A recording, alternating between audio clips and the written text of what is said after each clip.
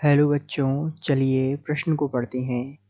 Protein की helical संरचनाओं को किसके द्वारा स्थायी किया जाता है? आपको विकल्प दिए हुए हैं। विकल्प ए है पेप्टाइड बंध, विकल्प बी है वांडर वाल्स बंध, विकल्प सी है हाइड्रोजन बंध और विकल्प डी है द्विध्रुव संयोजन। तो आइए बच्चों, मुख्य अवधारणा को समझते हुए हम इस प्रश्न को हल करते हैं तथा सही विकल्प का चुनाव करते हैं।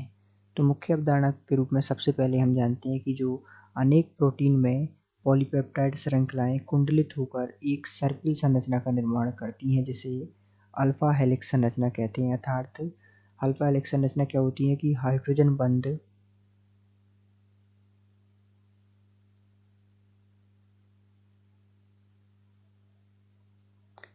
हाइड्रोजन बंध के द्वारा जो अनेक प्रोटीन संरचनाएं होती हैं,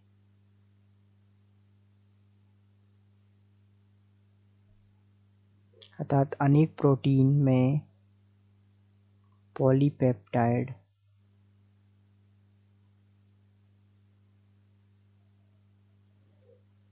श्रृंखला कुंडलित होकर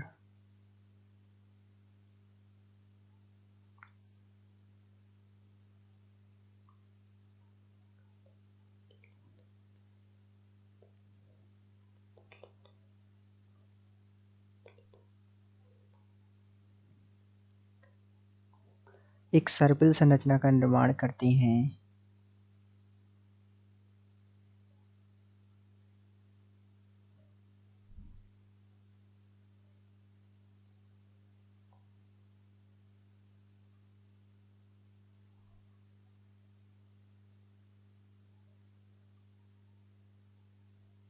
जिसे हेलिक्स संरचना या अल्फा हेलिकल संरचना कहते हैं। तो ये जो है हाइड्रोजन बंध के द्वारा स्थायी होती है। अर्थात यदि हम इसकी संरचना देखें तो ये जो है हेलिकल संरचना या अल्फा हेलिक्स संरचना है।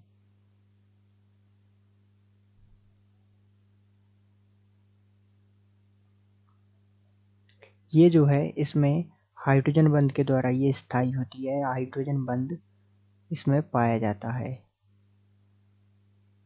तो इस प्रकार हम इस प्रश्न का उत्तर देने में समर्थ हो पाते हैं कि प्रोटीन की हेलिकल संरचनाओं को किसके द्वारा स्थायी किया जाता है?